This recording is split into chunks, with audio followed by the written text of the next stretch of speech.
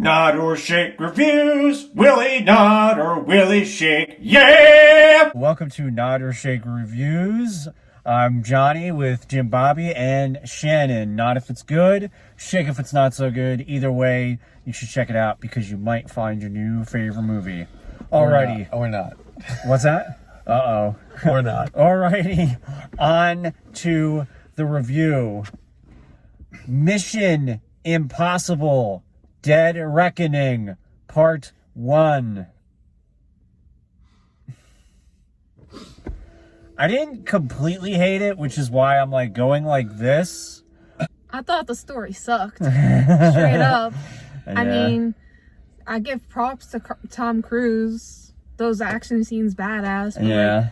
the story, I'm honestly confused. I'm not even gonna lie.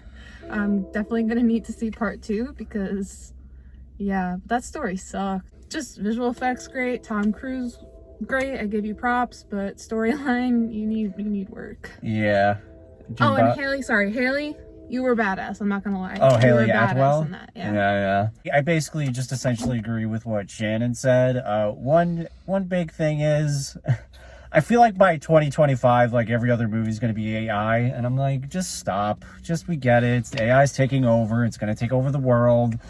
We get it. Like, I don't know. I'm just so over, like, this hypercomputer is going to take over everything. Okay, we said that since the Terminator. We don't need any more movies saying how dangerous AI is. We get it.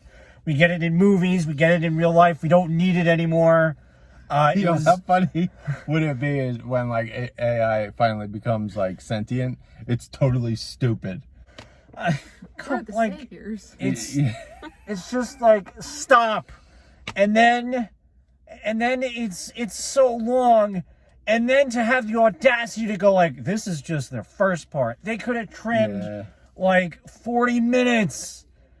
You know, I'm actually starting to hate this trend of like, we're gonna make a nearly 3-hour movie and then go, oh, by the way, there's another part of this movie. Yeah. Like, I actually think the thing that bothered me the most, that there's more of this AI storyline.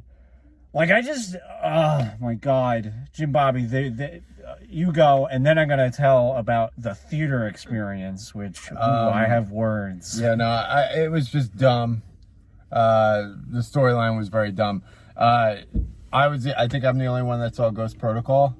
No, yeah, I didn't. All right, so the last Mission Impossible was a better send off, I think.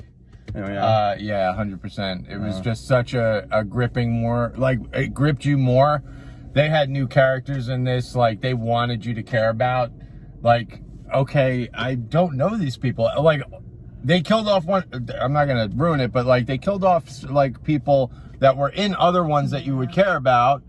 And then they introduced these other people that, like, I don't care. I don't care. I did feel that. So I didn't care either way because I didn't see any of them. So that's on me, though. I'm not going to blame the movie for that, but it is because I think this is Haley Atwell's first one, right? Yeah. So they want you to care more about her than another character. It's kind of hard because you already have a steady connection with the previous character. And like with that was a little jarring. Yeah. I will say, again, basically what Shannon says, I give Tom Cruise, I give Tom Cruise credit, but my man, dude, you're old. You don't need to have them CGI younger Tom Cruise on your face. You noticed that 100% noticed that. Oh, I didn't. It was 100%. His face was de-aged throughout the entire movie. Oh, I didn't know. I didn't notice that at all. It's very jarring to watch it.